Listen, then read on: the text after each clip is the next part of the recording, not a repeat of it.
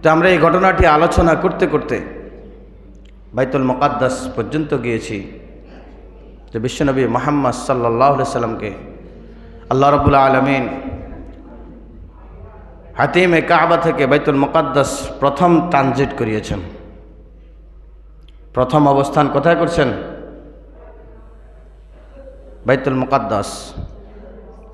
যেরকম আমেরিকায় যেতে হলে প্রথমে ল্যান্ড করে দুবাই, অন্যথায় দেখা যায় থাইল্যান্ড, এভাবে এক দেশের পর এক দেশে ল্যান্ড করে করে তারা কি যায়? আমেরিকা চলে যায়। সৌদি আরব যেতে হলেও অনেক বিমান আছে, ডাইরেক্ট সৌদি আরব যায় না, এখান থেকে দুবাই যায়, দুবাই থেকে তারপর আবার সৌদি আরবের উদ্দেশ্যে ছাড়ে। এটাকে বলা হয় ট্রানজিট,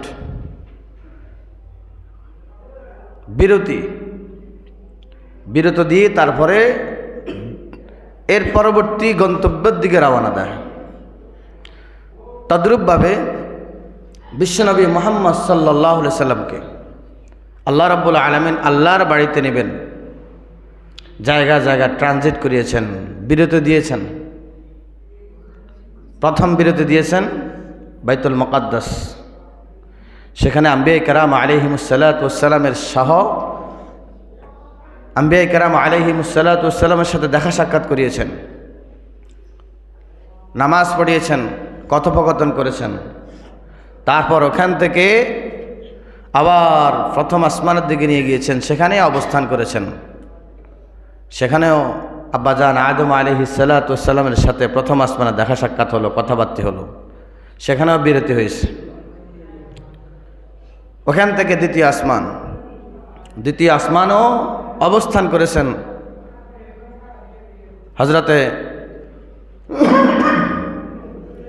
দ্বিতীয় আসমানে হজরতে ঈসা আলাইহিসসালাতু ওয়াসসালামের সাথে সাক্ষাৎ করেছেন। এভাবে জায়গায় জায়গায় 7 আসমানে 7 বার ট্রানজিট করেছেন। সিদরাতুল মুনতাহায় একবার ট্রানজিট করেছেন। কত হয়েছে? 8টা। বাইতুল মুকাদ্দাসে একটা, 9টা ট্রানজিটের পরে তারপর আল্লাহ রাব্বুল আলামিন আল্লাহর বাড়ির দিকে সোজা নিয়ে গেছেন। সুবহানাল্লাহ। তাহলে প্রথম যে তিনার গমন, এটা শুরু হয় হাতিমে কাবা থেকে। এখান থেকে শুরু করে বাইতুল মুকাদ্দাস পর্যন্ত গিয়েছেন, সেখানে একবার অবস্থান করেছেন, বিরতি নিয়েছেন, ট্রানজিট করিয়েছেন। সেখান থেকে প্রথম আসমান, সেখানেও বিরতি নিয়েছেন, অবস্থান করেছেন। দ্বিতীয় আসমান, সেখানে অবস্থান করেছেন। তৃতীয় আসমান, সেখানে অবস্থান করেছেন। এভাবে সপ্তম আসমান পর্যন্ত অবস্থান করছেন। এরপরে সিদরাতুল মুনতাহায় অবস্থান করে তারপর সিদরাতুল মুনতাহা থেকে সোজা আল্লাহর বাড়ির দিকে চলে গেছেন। তাহলে প্রথম ট্রানজিট বাইতুল মুকাদ্দাস, দ্বিতীয় ট্রানজিট প্রথম আসমান, তৃতীয় ট্রানজিট দ্বিতীয় আসমান, চতুর্থ ট্রানজিট তৃতীয় আসমান, পঞ্চম ট্রানজিট চতুর্থ আসমান, ষষ্ঠ ট্রানজিট পঞ্চম আসমান, সপ্তম ট্রানজিট ষষ্ঠ আসমান, অষ্টম ট্রানজিট সপ্তম আসমান, নবম ট্রানজিট সিদরাতুল মুনতাহা। 10 নম্বরে গিয়ে আল্লাহ রাব্বুল আলামিনের দরবারে পৌঁছলেন। তিলকা আশারাতুন কামিলাতুন, আরবিতে একটা প্রবাদ বাক্য আছে, তিলকা আশারাতুন কামিলাতুন, 10 ধাপ, এটা সফলতার ধাপ। আল্লাহর বাড়িতে যেতে গিয়ে রাসূলকে 10 বার বিরতি দিয়েছেন। সুবহানাল্লাহ। সরাসরি নেন নাই। যেরকম আমরা আমেরিকায় যেতে আমেরিকা যদি যেতে হয়, বিভিন্ন ট্রানজিটে আমরা কি করি? অবস্থান করি, তারপরে আমেরিকা গিয়ে পৌঁছি। সৌদি আরব যেতে হলে ডাইরেক্ট সৌদি আরব বহু বিমান যায় না, মধ্যখানে একটা দেশে অবস্থান করে তারপরে সৌদি আরবের দিকে দেয় রওনা। আল্লাহ রাব্বুল আলামিন আল্লাহর হাবিব বিশ্বনবী মুহাম্মদ সাল্লাল্লাহু আলাইহি সাল্লামকে বাইতুল মুকাদ্দাস প্রথম অবস্থান করিয়েছেন। বাইতুল মুকাদ্দাস থেকে হযরতে জিবরিল আলাইহিসসালাতু ওয়াসসালাম বিশ্বনবী মুহাম্মদ সাল্লাল্লাহু আলাইহি সাল্লামকে বললেন, ওগো নবীজি, চলুন এবার আমরা আসমানের দিকে উঠি। রাসূলুল্লাহ সাল্লাল্লাহু আলাইহি সাল্লামকে নিয়ে রাসূল সাল্লাল্লাহু আলাইহি সাল্লামকে বোরাকে বসিয়ে হযরত জিবরাইল আলাইহিসসালাতু ওয়াসসালাম রাহবার হয়ে মুহাম্মদ সাল্লাল্লাহু আলাইহি সাল্লামকে প্রথম আসমানের দিকে নিয়ে গেলেন। এখন আমি এখানে একটু ক্লিয়ার করতে চাই যে পৃথিবীতে আমরা বাস করতেছি, এই পৃথিবীটি কতটুকু বড়। যে পৃথিবী থেকে আমরা চাঁদটা দেখি, চাঁদ, এই চাঁদটা কতটুকু বড়। যে সূর্যের আলোয় আলোকিত আমরা, সে সূর্যটা পৃথিবী থেকে কত বড়। জমিন থেকে আসমান পর্যন্ত এর ভিতরের জায়গাটা আমরা একটু পরিমাপ করতে চাই, তারপর আমরা বুঝতে পারবো যে আল্লাহর গ্যালারি কত বড়। প্রথমে আমরা বলি যে পৃথিবীতে আমরা বাস করছি, এটা পানির উপর ভাসমান। একটা বল যেরকম পানির উপরে ভাসে, গোটা পৃথিবীর মাটিটা এটা বলের মতো পানির উপর ভাসতেছে। বিজ্ঞানদের মত অনুযায়ী গোটা পৃথিবীতেই 1 ভাগ স্থল 3 ভাগ জল, অর্থাৎ যে পরিমাণ পানি আছে ওই হিসাবে 1 ভাগ আছে শুধুমাত্র মাটি, বাকি সব পানি, বাকি 3 ভাগে কি পানি। তাহলে ওই পানির তুলনায় আমরা যে পৃথিবীতে বাস করি, মাটিতে বাস করি, এই মাটিটা জলের তুলনায়, পানির তুলনায় মাত্র 4 ভাগের 1 ভাগ, অর্থাৎ পানিটা 3 ভাগ বেশি। যে পৃথিবীটা আমরা বাস করি, পৃথিবী থেকে পানি কগুণ বেশি? 3 গুণ। এরপরে আসেন যে পৃথিবী থেকে আমরা চন্দ্রটা দেখি, চাঁদ, চাঁদের ব্যাপারে বিজ্ঞান বলে যে পৃথিবীতে আমরা বাস করি, এই পৃথিবী থেকে চাঁদটা হলো 3 গুণ ছোট। কত গুণ? 3 গুণ ছোট হলো চাঁদ, যে চাঁদটা আমরা দেখি। যে চাঁদের জ্যোৎস্নাময় আলোতে আমাদের মনগুলা প্রফুল্লে ভরে ওঠে, আনন্দে ভরে ওঠে। এই চাঁদটা পৃথিবী থেকে 3 গুণ ছোট। এই চাঁদের নিজস্ব কোনো আলো নাই, চাঁদের নিজস্ব কোনো কি নাই। এই চাঁদটা আলোকিত হয় সূর্যের আলোতে। সুবহানাল্লাহ কন্যা। আমাদের দেশে সোলার ব্যবহার করি না আমরা, সোলারের নিজস্ব কোনো আলো আসেনি। সোলার আলোকিত কোত্থেকে হয়? সূর্যের আলোতে সোলার আলোকিত হয়, আর ওই আলো থেকে সূর্যের আলোটা গ্রাস করে রাতে আমাদেরকে আলো দেয়। সুবহানাল্লাহ। চন্দ্রেরও নিজস্ব কোনো কিনে আলো নাই। চন্দ্র সোলারের মতো সূর্যের নিচে পড়ে থাকে আর সূর্যের দিকে হা করে তাকিয়ে থাকে, ওই তখন সূর্যের আলোতে চন্দ্রটা আলোকিত হয়। সুবহানাল্লাহ। বিজ্ঞান বলেন যে চাঁদটা আমরা দেখতে পাই, এই চাঁদটা পৃথিবী থেকে 3 গুণ ছোট, আর চাঁদের নিজস্ব কোনো আলো নাই। চাঁদ আলোকিত হয় সূর্যের আলোতে আলোকিত হয়। আল্লাহ রাব্বুল আলামিন সূরা নূহের ভিতরে বলেছেন, আলাম তারাউ কাইফা খালাকাল্লাহুস সাবআ সামাওয়াতিন তিবাকা ওয়া জাআলাল কমারা ফীহিন্না নূরান ওয়া জাআলাশ শামসা সিরাজা। তোমরা কি দেখো না?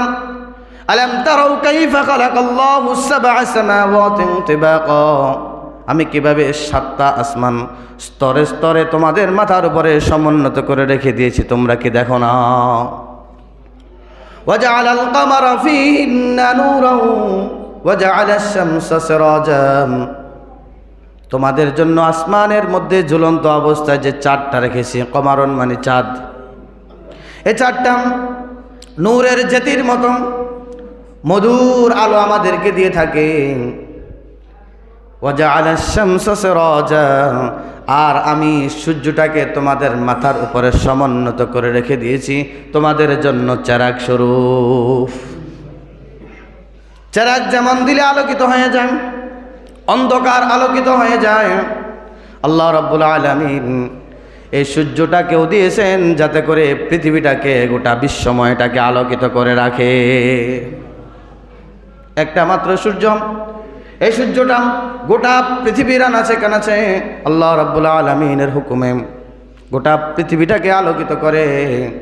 বলতে চাইছিলাম যে পৃথিবীতে আমরা বাস করি, এই পৃথিবী থেকে কয় গুণ ছোট চাঁদ? কয় গুণ ছোট? 3 গুণ ছোট। এরপরে যান সূর্যের দিকে যান, আরেকটু উপরে আমরা কোথায় যাই? সূর্যের দিকে। সূর্যটা বিজ্ঞান বলতেছেন যে পৃথিবীতে আমরা বাস করি, এই পৃথিবী থেকে 13 লক্ষ গুণ বড়। সুবহানাল্লাহ। কত লক্ষ গুণ? 13 লক্ষ গুণ বড়। অর্থাৎ আমরা যে পৃথিবীতে বাস করি, এই পৃথিবীর মতো 13 লক্ষ পৃথিবী ওই সূর্যের ভিতরে ঢুকানো যাবে। সুবহানাল্লাহ। দেখতে দেখা যায় কতটুকু? একটা বলের মতো দেখা যায়, ফুটবলের মতো দেখা যায়, কিন্তু আমরা এত নিচ থেকেও সূর্যটাকে দেখি যে সূর্যটা পৃথিবী থেকে 13 লক্ষ গুণ বড়, কিন্তু আমাদের কাছে মনে হইতেছে একটা বল। তাহলে চিন্তা করেন, 4টা পৃথিবী থেকে 3 গুণ ছোট, আর 4 থেকে 13 লক্ষ গুণ বড়, পৃথিবী থেকে 13 লক্ষ গুণ বড় হলো সূর্য। তাহলে এই ভাসমানের ভিতরে কতগুলা পৃথিবী ধারণ করবে এবার হিসাব করেন। একটা সূর্যের ভিতরে যদি 13 লক্ষ পৃথিবী ঢুকে, তাহলে এই সূর্যটা যেখানে হাঁটতেছে, সূর্যটা কি বসে আছে? কি গতি নিয়ে সূর্যটা হাঁটতেছে? পৃথিবীর এক প্রান্ত থেকে অপর প্রান্ত মুহূর্তের ভিতরে চলে যায়, 12টি ঘন্টার ভিতরে তার পরিবর্তন ঘটে যায়। তাহলে এই 12টি ঘন্টা দিয়ে সূর্যটা দৌড়াইতেছে, ওই জায়গাটা কতটা বড়? একটা সূর্যের ভিতরে যদি 13 লক্ষ পৃথিবী ঢুকে, তাহলে যে সূর্যটা চলাচল করতেছে ওই জায়গাটা কত বড়? এরপরে আসেন, বিজ্ঞান বলে গ্যালাক্সির কথা। গ্যালাক্সি এমন বড় যে সূর্যটা আমরা দেখতেছি, এই সূর্যর মতো লক্ষ কোটি কোটি সূর্য একটা গ্যালাক্সি খেয়ে মুহূর্তের ভিতরে শেষ করে দিতে পারে। গ্যালাক্সির পরে মহাগ্যালাক্সি। মহাগ্যালাক্সি, গ্যালাক্সি থেকে আরো বড়, হাজার লক্ষ কোটি কোটি গ্যালাক্সি মিলে একটা গ্যালাক্সির ভিতরে, একটা মহাগ্যালাক্সির ভিতরে ঢুকতে পারবে। তাহলে একটু আন্দাজ করেন, আল্লাহ রাব্বুল আলামিন প্রথম আসমানের নিচে যে খালি জায়গাটা আছে, এটা আয়তন কত বড়? বিজ্ঞান আরো বলেন, একটা তারা আছে, তারার নাম ব্ল্যাক হোল।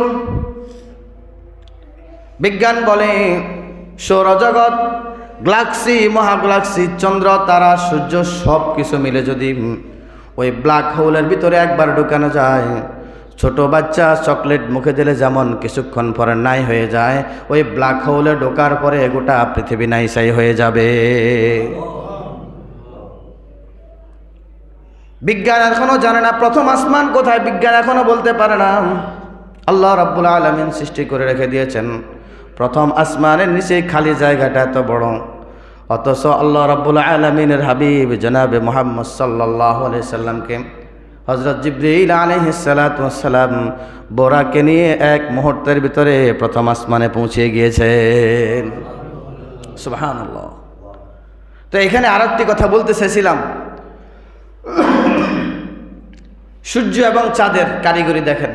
আল্লাহ পাক সূর্যকে এবং চন্দ্রকে কি জন্য বানাইছেন? একদিকে সূর্য আমাদেরকে আলো দেয়, গোটা পৃথিবীকে আলোকিত করে। অন্যদিকে আমরা যে পৃথিবীতে বাস করি, আমাদের খাদ্যের প্রয়োজন আছে কি নাই? এই সূর্যের আলোতে আল্লাহ রাব্বুল আলামিন সমস্ত ফলগুলোকে ফাঁকান। সমস্ত ফলগুলোকে কি করেন? ফাঁকান। এটার যখন গরমের উত্তপ্ততা যখন ছাড়ে, তখন ওই ফলগুলা গরম গ্রাস করে, গ্রাস করার পরে তখন ওই ফলগুলা ধীরে ধীরে ফাঁকতে আরম্ভ করে। এজন্য দেখবেন যে যেই ফলের ভিতরে সূর্যের আলো পড়ে না, চন্দ্রের আলো পড়ে না, ওই ফলটা মিষ্টি হয় না, হাংসা হাংসা হয়, ফাঁকতে দেরি হয়। যে ফলের ভিতরে সূর্যের আলো পড়ে না, ওই ফলটা ফাঁকতে কি হয়? অনেক দেরি হয়। বলে কি একবারে পড়ে না নাকি? একবারে না পড়লে কি এমন কোনো জায়গা আছে একবার অন্ধকার? না, কোথাও আলো বেশি পড়ে, কোথাও আলো কম পড়ে। যেখানে আলো বেশি পড়ে সেখানে সময় মতো ফলটা ফেঁকে যায়, যেখানে আলো কম পড়ে সেখানে সময় মতো ফলটা কি করে না? ফাঁকে না, দেরি হয়। এজন্য সূর্যের কিরণ যেখানে যত বেশি লাগবে, যেই ফলের গায়ে যত বেশি কিরণ লাগবে সূর্যের, ওই ফলটা তত তাড়াতাড়ি ফাঁকবে, সময় মতো ফেঁকে যাবে। আর চন্দ্রের আলোটা হলো মধুর আলো। কিসের আলো?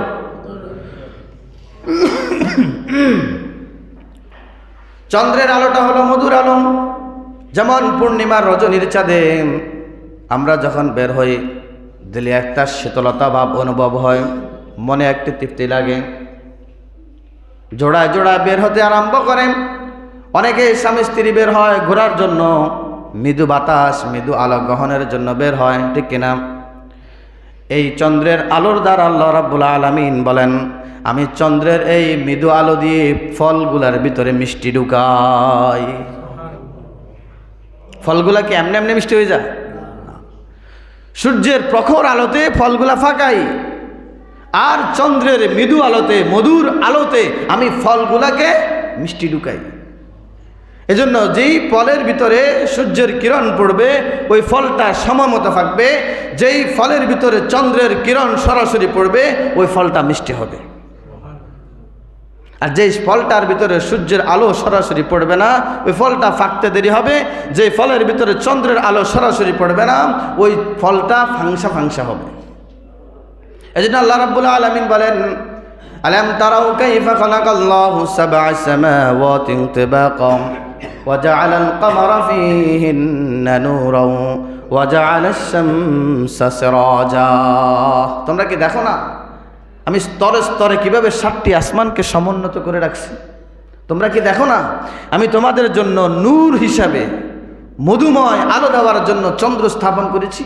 তোমরা কি দেখো না তোমাদের দুনিয়ার আলোকিত করার জন্য, তোমাদের কাজকর্মের সহজ করার জন্য, তোমাদের ফল ফলাদিগুলাকে পাকানোর জন্য আমি সূর্যের ব্যবস্থা করছি? তোমরা কি দেখো না? তাহলে এই যদি হয়, মনে করেন প্রথম আসমানের নিচের নমুনা, এখন পর্যন্ত উন্নত বিজ্ঞান, রকেটের জমানা, প্রথম আসমান কোথায় এই হদিস আজ পর্যন্ত কোনো বিজ্ঞান দিতে পারে নাই, কিয়ামত পর্যন্ত তালাশ করলেও দিতে পারবে না। কি পরিমাণ উঁচুতে আছে প্রথম আসমান, কত দূর প্রথম আসমান। তা আল্লাহ রাব্বুল আলামিনের হাবিবকে আল্লাহ রাব্বুল আলামিন 1400 বছর আগে এই সীমান্ত, দুনিয়ার সীমান্ত, প্রথম আসমানের সীমান্ত পেরিয়ে, দ্বিতীয় আসমানের সীমান্ত পেরিয়ে, সপ্তম আসমানের সীমান্ত পেরিয়ে, সিদরাতুল মুনতাহা পেরিয়ে আল্লাহর বাড়ি পর্যন্ত নিয়ে গিয়েছেন। সুবহানাল্লাহ। তাহলে সবচেয়ে বড় বিজ্ঞান কে? আল্লাহ ও তার রসুল। আল্লাহ ও তার রসুল, আল্লাহ রাব্বুল আলামিন তার হাবিবকে এভাবে দুনিয়ার উন্নত জীবন এখন যেটা আমরা দেখতে পাইতেছি এটা তো সে সময় ছিল না। নিয়ে গিয়েছেন, রাতারাতি নিয়ে গিয়েছেন, রাতের কিছু সময় নিয়ে গিয়েছেন, সব কিছু ঘুরাইয়া আবার দুনিয়াতে পাঠিয়ে দিয়েছেন। সেই জন্য যে বিজ্ঞান যত উন্নত দাবি করক, বিজ্ঞানকে এখন উন্নত হতে পারছে না। আল্লাহর সামনে তারা জিরো। তারা নিজেকে যতই হিরো মনে করুক, আল্লাহর কুদরতের সামনে তারা কি জিরো। আজ পর্যন্ত এত উন্নত বিজ্ঞান হওয়ার পরে আজ পর্যন্ত প্রথম আসমানের সন্ধান তো দিতে পারল না। তো এই হলো দুনিয়ার চিত্র। আল্লাহ রাব্বুল আলামিনের হাবিব জনাবে মুহাম্মদ সাল্লাল্লাহু আলাইহি সাল্লামকে হযরত জিবরাইল আলাইহিস সালাতু ওয়াস সালাম বোরাকে চড়িয়ে প্রথম আসমানে নিয়ে গেলেন। জিবরাইল আলাইহিস সালাতু ওয়াস সালাম দরজা নক করলেন, সালাম দিলেন। ভিতর থেকে আওয়াজ দিল, কে? হযরত জিবরাইল আলাইহিস সালাতু ওয়াস সালাম বললেন, আনা জিবরাইল, আমি জিবরাইল। ভিতর থেকে আওয়াজ দিল, ওমাম মাইয়া, তোমার সাথে কে? জিবরাইল আলাইহিস সালাতু ওয়াস সালাম বললেন, মাই মুহাম্মাদুর রাসূলুল্লাহ সাল্লাল্লাহু আলাইহি ওয়াসাল্লাম। আমি জিবরাইল, আমার সাথে মুহাম্মদ সাল্লাল্লাহু আলাইহি সাল্লাম। দরজা খুলে দেওয়া হলো। মুহাম্মদ সাল্লাল্লাহু আলাইহি সাল্লাম বলেন, আমি প্রথম আসমানে ঢুকলাম, দেখলাম বিশাল এক সিংহাসন। ওই সিংহাসনের ভিতরে একজন ট্যাক লাগিয়ে বসে আছেন।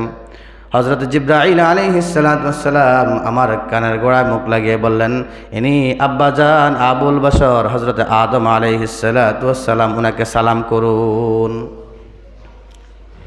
আমি জিবরাইল আলাইহিস সালাতু ওয়াস সালামের কথা অনুযায়ী আমার আব্বাজান আদম আলাইহিস সালাতু ওয়াস সালামকে সালাম করলাম। আদম আলাইহিস সালাতু ওয়াস সালাম আমাকে চিনলেন, চিনে উনিও দাঁড়িয়ে গেলেন, আমার সাথে মত বিনিময় করলেন, কৌশল বিনিময় করলেন, কথাবার্তা হলো। আমি সেখানে একটা দৃশ্য দেখেছি, আব্বাজান আদম আলাইহিস সালাতু ওয়াস সালাম যখন বাম দিকে তাকান তখন তিনি অঝর দ্বারা কান্নাকাটি করেন। তিনার চোখের ভিতরে যেন নদী প্রবাহিত হচ্ছে, সমুদ্রের ঢেউ যেন তিনার চোখের মধ্যে খেলছে। অশ্রুসিক্ত চক্ষু নিয়ে তিনি কান্নারত অবস্থায় যখন তিনি বাম দিকে তাকান, আবার যখন ডান দিকে তাকান তখন তিনি মুস্কি মুস্কি হাসেন। আমি জিব্রাইল আলাইহিস সালাতু ওয়াস সালামকে জিজ্ঞাসা করলাম, ও ভাই জিব্রাইল, আব্বাজান আদম আলাইহিস সালাতু ওয়াস সালাম সিংহাসনে ট্যাক লাগিয়ে বসে আছেন, কিন্তু আমি লক্ষ্য করলাম তিনি যখন বাম দিকে তাকান তখন তিনি অশ্রুসিক্ত, মনটা বড় খারাপ, কান্নারত অবস্থায় থাকেন। আবার যখন তিনি ডান দিকে তাকান তখন তিনার মনটা প্রফুল্লে ভরে ওঠে, মুস্কি মুস্কি হাসেন। তার কারণ তোমার কাছে আমি জানতে চাই। হযরত জিবরাইল আলাইহিস সালাতু ওয়াস সালাম বললেন, ও নবী মুহাম্মদ, বাবা আদমের বাম পাশে যখন তিনি তাকান তখন তিনি অশ্রুসিক্ত হয়ে যান, মনে বড় ব্যথা নিয়ে কান্নাকাটি করেন। কারণ বাম দিকে তিনি যখন তাকান তখন তিনার সন্তানগুলাকে, জাহান্নামী সন্তানগুলাকে শাস্তিরত অবস্থায় দেখেন। আর যখন ডান দিকে তাকান তখন তিনি তিনার সন্তানগুলাকে জান্নাতের নাজ ও নিয়ামত ভোগ করতে দেখেন, আনন্দে তারা আছেন। এই দৃশ্য দেখে আব্বাজান আদম আলাইহিস সালাতু ওয়াস সালাম মুস্কি মুস্কি হাসেন। দুনিয়ার কোন সন্তান বিপদে আছে, মুসিবতে আছে, কোন বাপ মা হাসেনি বলেন আপনারা? আবার দুনিয়ার কোন সন্তান যদি সুখে থাকে কোন বাপ মা কাঁদেনি। দুনিয়ার কোন সন্তান যদি সুখে থাকে ওই বাপ মা অটোমেটিকলি তার অন্তরটা সুখে আনন্দে ভরে ওঠে, অটোমেটিকলি তাদের চেহারার ভিতরে হাস্যোজ্জ্বল চেহারা ফুটে ওঠে। আবার যদি কোনো সন্তান যদি বিপদগ্রস্ত হয় তখন ওই মা আর খুশি থাকতে পারে না, ওই মা অথবা ওই বাপ তখন বেদনায় বরাক্রান্ত দিল নিয়ে সেখানে থাকেন।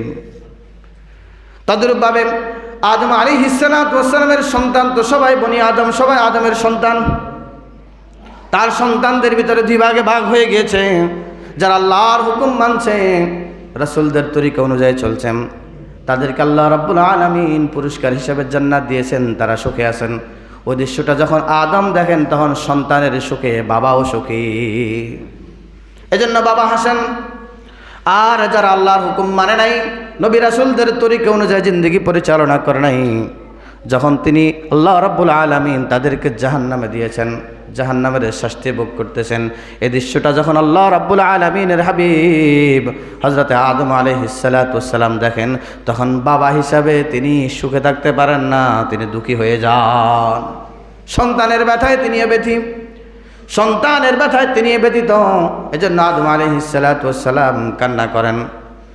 বিশ্বনবী মুহাম্মদ সাল্লাল্লাহু আলাইহি সাল্লাম বললেন, আমি সেখানে যাওয়ার পর আমি যখন তিনার পরিচয় পেলাম, আমি তিনাকে সালাম করলাম। আবার তখন তিনি আমার পরিচয় পেল, তখন তিনি আমাকে দাঁড়িয়ে সালাম করলেন। সুবহানাল্লাহ। এখান থেকে আর একটা জিনিস শিক্ষণীয়, সেটা হলো বাপ মা যতই মূর্খ হোক, যতই নিঃস্বমানের হোক, কিন্তু সন্তানের জন্য এটা মাথার তাজ। সন্তানের জন্য কি মাথার তাজ। ওই হিসাবে বিশ্বনবী মুহাম্মদ সাল্লাল্লাহু আলাইহি সাল্লাম, আদম আলাইহিস সালাতু ওয়াস সালাম হলো আব্বাজান আর মুহাম্মদ হলো সন্তান। এজন্য মুহাম্মদ সাল্লাল্লাহু আলাইহি সাল্লাম শিক্ষায় দীক্ষায় গুণে অনন্য, ঠিক কিনা? সর্বশ্রেষ্ঠ নবীকে মুহাম্মদ, তিনার মর্যাদা আল্লাহর কাছে সবচেয়ে বেশি, আদম থেকেও বেশি। কিন্তু আদম আব্বা হিসাবে সম্মানিত, এই জন্য মুহাম্মদ সাল্লাল্লাহু আলাইহি সাল্লাম আব্বার পরিচয় পাওয়ার সাথে সাথে তাকে সালাম করলেন, নরম ভাষায় মুসাফা করলেন, কথোপকথন করলেন। অর্থাৎ আব্বার মর্যাদা, আমি যত বড় মর্যাদাবান হই না কেন, আব্বার মর্যাদা আমার থেকেও বেশি। আবার আব্বাজানও দাঁড়িয়ে যখন তিনার সাথে সালাম করলেন, কথাবার্তা বললেন, বুঝেছেন আমি বাপ হলে কি হবো, আমার এটা এমন এক সন্তান যে সন্তান মর্যাদার দিক থেকে, সম্মানের দিক থেকে আমার থেকে কোটি কোটি গুণ বেশি। এই ঘটনা থেকে আমাদের সন্তানদেরকেও শিক্ষা দিচ্ছেন, আমাদেরকেও শিক্ষা দিচ্ছেন যে তুমি বাপ হয়েছো, তাতে কি তোমার সন্তানের মর্যাদা হিসাবে তুমি কি করবা, কথোপকথন করবা, তার সাথে আচরণ করবা। আবার তুমি সন্তান যত বড় ম্যাজিস্ট্রেট হও না কেন, জজ হও না কেন, আলেম হও, হাফেজ হও, মুফতি হও, মুফাসসির হও, তোমার আব্বা আম্মা মূর্খ হলো, তোমার সে আব্বা, সে সম্মানের স্থান, তাকে সম্মান দিতে হবে। কথা বুঝছেন? হযরত আদম আলাইহিস সালাতু ওয়াস সালামের সাথে দেখা সাক্ষাৎ কথোপকথন পরে বিশ্বনবী মুহাম্মদ সাল্লাল্লাহু আলাইহি সাল্লাম বরাক নিয়ে জিবরাইল আলাইহিস সালাতু ওয়াস সালাম সহ দ্বিতীয় আসমানে চলে গেলেন। ঈসা আলাইহিস সালাতু ওয়াস সালামের সাথে সাক্ষাৎ হলো। তৃতীয় আসমানে চলে গেলেন। দ্বিতীয় আসমান থেকে সেখানে হযরত ইদ্রিস আলাইহিস সালাতু ওয়াস সালামের সাথে সাক্ষাৎ হলো। চতুর্থ আসমানে চলে গেলেন, হযরত ইউসুফ আলাইহিস সালাতু ওয়াস সালামের সাথে সাক্ষাৎ হলো। পঞ্চম আসমানে চলে গেলেন, হযরত হারুন আলাইহিস সালাতু ওয়াস সালামের সাথে সাক্ষাৎ হলো। ষষ্ঠ আসমানে চলে গেলেন, হযরত মূসা আলাইহিস সালাতু ওয়াস সালামের সাথে সাক্ষাৎ হলো। সপ্তম আসমানে চলে গেলেন, হযরত ইব্রাহিম আলাইহিস সালাতু ওয়াস সালামের সাথে সাক্ষাৎ হলো। এখানে প্রত্যেক আসমানে ঘটনা আছে। তো এই ঘটনার দিকে আমরা না যাই, সোজা আমরা যে উদ্দেশ্যে ওদিকে চলে যাই। সপ্তম আসমান, তৃতীয় আসমানে একটা ঘটনা ঘটছে এবং সপ্তম আসমানেও একটা ঘটনা ঘটছে। সপ্তম আসমানে যাওয়ার পর দেখতেছেন বাইতুল মামুর, সোজা বাইতুল্লাহ বরাবর উপরে বাইতুল মামুর। ওই ঘরে দুনিয়াতে আমরা বাইতুল্লাহতে আমরা তাওয়াফ করি, আমরা যারা মুসলমান দুনিয়াবাসী। আর বাইতুল মামুরে তাওয়াফ করে আল্লাহ পাকের স্পেশাল বানানো ফেরেশতারা।